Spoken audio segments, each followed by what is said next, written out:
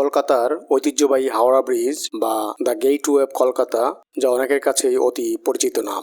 Howrah bridge Howrah এবং কলকাতা শহরের সেতুবন্ধন। এই ভিডিওতে আমরা হাওড়া ব্রিজের সৌন্দর্য উপভোগ করব এবং জানবো জানা অজানা কিছু তথ্য। চলুন শুরু করা যাক আমাদের যাত্রা।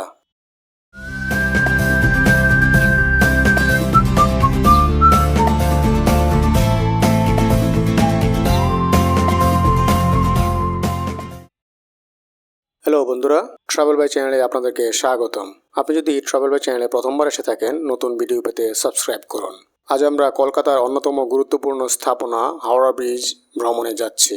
আমাদের যাত্রা শুরু হচ্ছে ঐতিহাসিক হাওড়া রেল স্টেশনের সামনে থেকে। এখানে প্রথম প্যাসেঞ্জার ট্রেন 1854 সালে চলেছিল।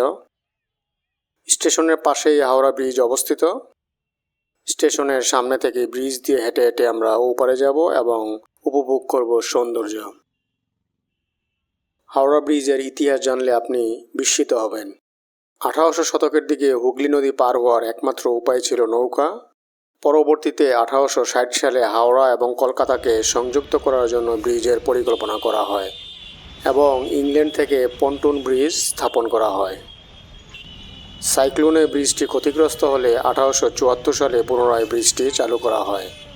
1936 সালে নতুন হাওড়া ব্রিজের নির্মাণ কাজ শুরু হয় এবং 1943 সালে নতুন হাওড়া ব্রিজটি উদ্বোধন করা হয়। 1965 সালে কবিগুরু রবীন্দ্রনাথ ঠাকুরের সম্মানে ব্রিজটির নামকরণ করা হয় রবীন্দ্র সেতু।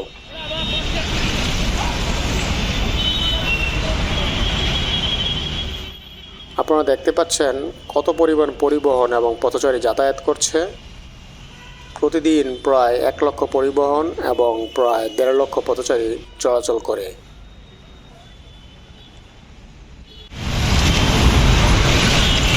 এটি একটি ক্যান্টিলিভার ব্রিজ। এর মোট দৈর্ঘ্য 705 মিটার এবং প্রস্থ 21.6 মিটার। এটি নির্মাণ করতে প্রায় 26,500 টন স্টিল ব্যবহার করা হয়েছিল।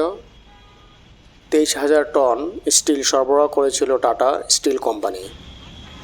আশ্চর্যের বিষয় হলো এতে কোনো নাটস কিংবা বোল্ট ব্যবহার করা হয়নি। সম্পূর্ণ স্ট্রাকচারটি রিভেটিং করে তৈরি করা হয়েছে।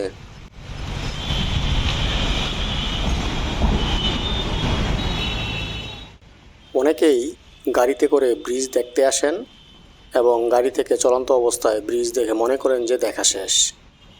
কিন্তু আমার ব্যক্তিগত মতামত হলো, ব্রিজটি হেঁটে হেঁটে দেখলে আপনি সত্যিই বুঝতে পারবেন কিভাবে দ্বিতীয় বিশ্বযুদ্ধের সময় এমন একটি ব্রিজ তৈরি করা হয়েছিল।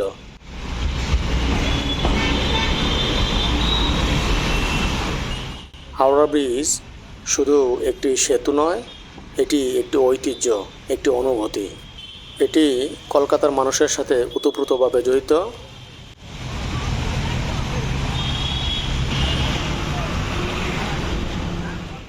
দর্শনার্থীদের জন্য এটি একটি মাস্ট ভিজিট প্লেস। অনেক মুভিতে এবং নাটকে এই ব্রিজের ছবি কিংবা ভিডিও দেখা যায়।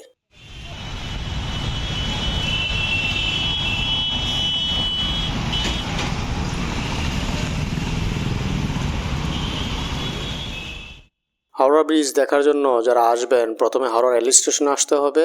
স্টেশন থেকে বাইরে বের হলেই দেখতে পারবেন ব্রিজটি। তাছাড়াও ট্যাক্সি কিংবা বাসেও আসতে পারেন।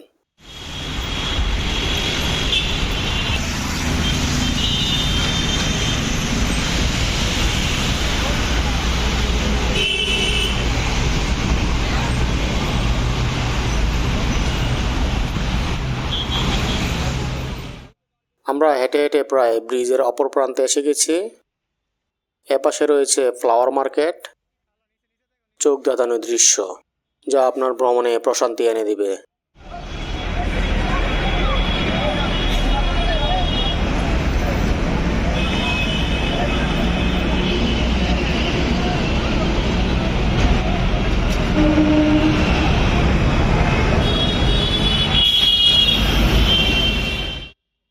ফ্লাওয়ার মার্কেটের পাশে দেখতে পাচ্ছেন চলন্ত ট্রেন, যা দেখতে অপরূপ লাগছে।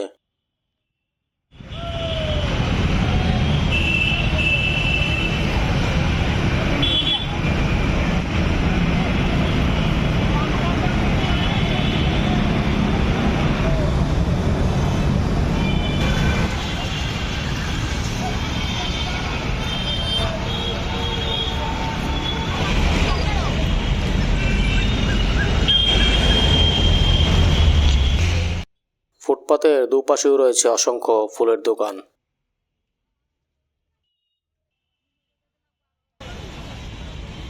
আমরা হাওড়া ব্রিজের এপাশে এসে গেছি, রাস্তা পার হয়ে অপর পাশে যাব।